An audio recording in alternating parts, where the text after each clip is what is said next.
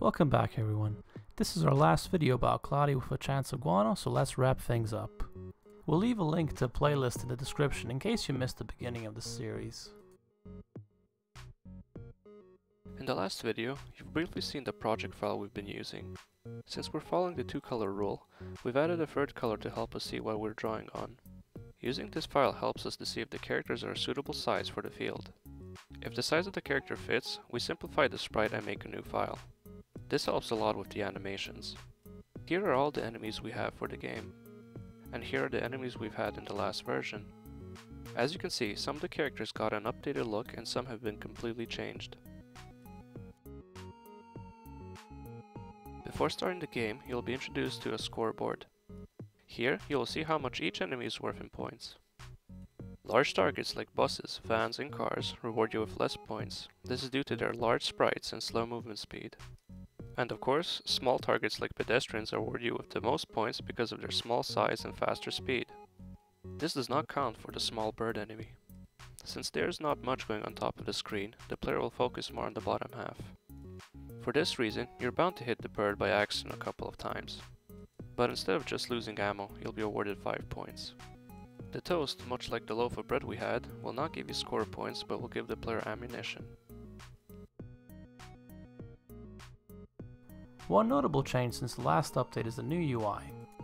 It keeps track of the player's score, streak and ammunition. Every target is worth a certain amount of points. Once hit, the points get added to the player's total. Also, hitting more targets without missing will increase your streak. For every 5 consecutive hits, it increases your score multiplier, letting you rack up points more quickly. Now, the base game is fine, albeit pretty basic. It gets repetitive pretty quickly. So to make the game more interesting, here are some challenge modes we've added to spice things up. Reverse mode.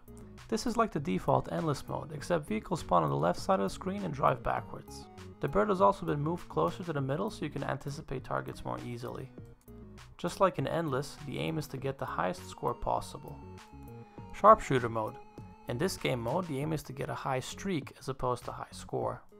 You only start with 3 shots. Whenever you hit an enemy, your ammo gets refunded. Miss 3 times and it's game over. Bread hunter mode. This is similar to sharpshooter, but only bread targets are marked. Hitting anything else will count as a miss and reset your streak. And finally Hitman mode. Like the last 2 modes, except targets are highlighted at random. Hit them successfully to increase your streak, miss and it gets reset to 0.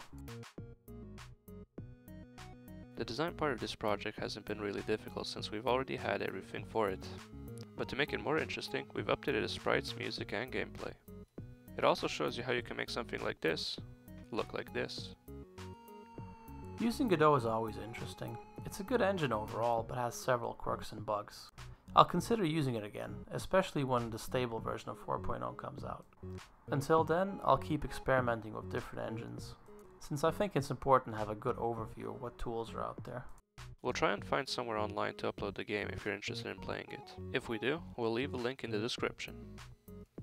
That's it for this series. We'll be announcing our next project soon. So if you're curious to see what we'll be working on next, consider subscribing. Thanks for watching and we'll see you in the next one.